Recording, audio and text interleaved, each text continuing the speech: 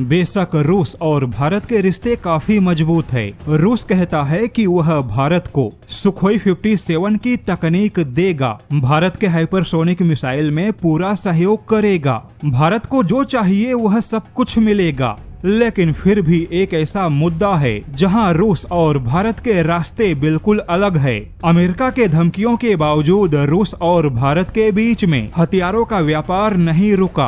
रूसी तेल के नाम पे अमेरिका ने भारत पे टैरिफ लगा दिया, फिर भी भारत पीछे हटने को तैयार नहीं। हालांकि इतना मजबूत रिश्ता होने के बावजूद एक सवाल उठा कि भारत ने इतिहास में रूसी तकनीक का फायदा नहीं उठाया। फायदा उठाने का तात्पर्य कुछ ऐसा है कि हथियारों के आत्मनिर्भरता में रूस के साथ समझौता और सहयोग करके जो फायदा उठाना चाहिए था, भारत वैसा नहीं कर पाया। जबकि इतिहास में भारत के पास बहुत ऐसे मौके थे जहां भारत अगर कोशिश करता तो फाइटर जेट और इंजन के क्षेत्र में भारत बहुत पहले आत्मनिर्भर बन चुका होता। यहाँ तक कि जब सोवियत संघ और चीन के बीच में 1969 में पूरे 7 महीने युद्ध हुआ, उस समय और उसके बाद भी सोवियत संघ ने भारत को अपने हथियार फाइटर जेट और इंजन के खुले तकनीकी प्रस्ताव दिए। हालांकि तब भारत ने उस समय मिले प्रस्ताव को कोई ज्यादा महत्व नहीं दिया। लेकिन अब आप जरा कल्पना करिए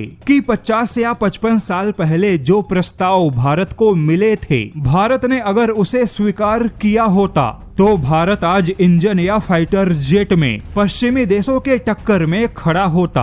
भारत को आज इंजन के लिए कहीं भटकने की आवश्यकता नहीं थी। लेकिन हैरानी की बात तो यह है कि चीन और सोवियत संघ के बीच युद्ध हुआ, लेकिन युद्ध विराम के बाद उसी चीन ने सोवियत संघ के टूटने के बाद रूसी तकनीक का बहुत ही भरपूर फायदा उठाया। आज चीन के पास में जो भी इंजन, जो भी फाइटर जेट या जो भी पनडुब्बियां मौजूद हैं, भले ही उन हथियारों पे आज चीन का नाम है, लेकिन इन सब की शुरुआत रूसी तकनीक से हुई। भारत ने रूसी इंजन से किनारा किया, किंतु चीन ने रूसी इंजन के सहारे अपने सारे फाइटर जेट को खड़ा किया। अब ऐसे में रूसी जानकार मानते हैं कि चीन ने भारत के मुकाबले कहीं ज्यादा रूसी तकनीक का फायदा उठाया। हालांकि अब कुछ मीडिया रिपोर्ट में खुलासा हुआ कि भारत कोशिश कर रहा है पाकिस्तान के JF-17 फाइटर जेट को रूसी इंजन की सप्लाई ना हो, जैसा कि पाकिस्तान के JF-17 ब्लॉक 2